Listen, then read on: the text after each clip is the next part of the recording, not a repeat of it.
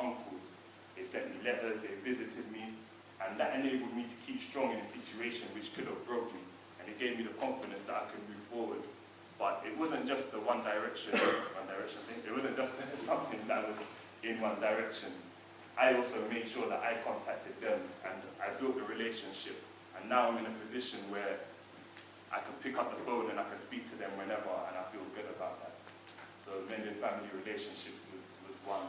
The second thing was getting rid of negative influences. Now, as soon as I got to prison, most of my friends left me. That was cool, but obviously when you're going into prison, there's a lot of bad people, and I was one of them.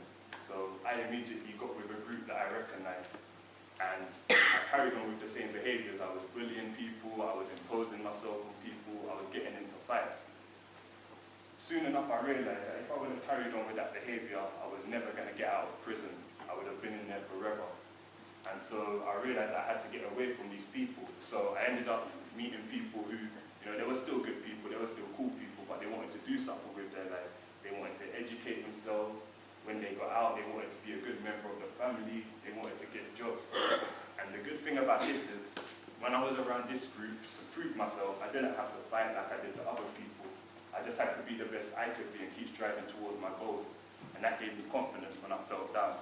So it was really important to get rid of negative influences. The third thing I did was to educate myself. I said already, school was a playground to me. I couldn't see the point in it. But when I got to prison, I thought, okay, let me just jump on an education course. And I think at first it was just a normal English course. And I passed it. And when I passed it, I had the confidence to go on to another course, and I passed that. And by the end of it, I remember saying to myself, I'll go to university by the time I get out of prison. And now all these years later, here I am in university. So it's really important to educate yourself. You're in school now, take advantage of it. But don't only educate yourself through classes. I mean, I just read books and things I was interested in. So I was interested in business. And from that, I knew that I wanted to be an entrepreneur. So you have the internet. I suppose you have to pick up a book in school, but outside of school, just go on the internet, research about things you're interested in, and find your path in life. Number 4, which is quite similar, I won't spend too much time because I'm running out of time, is set goals. When I got to prison, I said to myself, all right, do you know what, I'm going to get out of this place. I'm not going to be stuck here forever.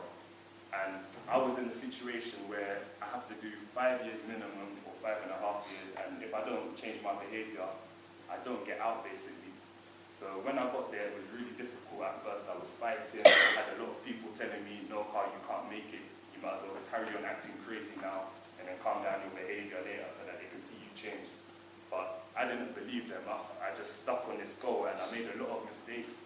But when I veered left or right off of the path, I was always able to come back to the positive path because I knew that my goal was to get out of prison, and that kept me strong. So it's really important to set goals in order to have a direction in your life. And number 5, which is the last thing, is to take control of my actions. I always used to blame my mum for my violence. I used to say, because my mum was violent towards me, that's the reason why I'm getting into fights now. The thing about when you blame somebody else is that you never take responsibility for your actions. I came to the point where I had to admit to myself that there's thousands of people who have had a difficult upbringing and they haven't resorted to violence, so it's obviously a choice that I've made. When I realized that and I was in confrontational situations, I was able to just take a step back, look at the bigger picture, and see that if I fight, it's down to me, and if I mess up, it's my fault. I didn't only take control of my actions through thinking like that, but I did courses which allowed me to know how my body was. So for instance, if I was in confrontational situations, usually I would start shaking, and after I start shaking, that basically means I'm going to fight. So I did courses which enabled me to monitor my body, so I knew that if I started shaking in a situation, I had to step back and get out of it. So that's my story. Those are the 5 things I did to change: mend family relationships, get rid of negative influences, educate myself, set goals, and take control of my actions. If you have any questions, I don't know if there's any time, but if there is, then ask away. It's been great speaking to you today. Thank you.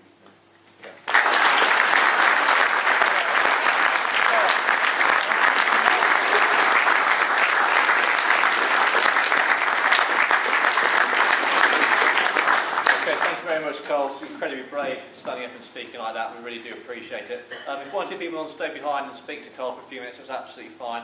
Other than that, we'll start to file people back to centre site and have a wonderful day. Thank you, folks. Thank you for the way you listened. Thank you.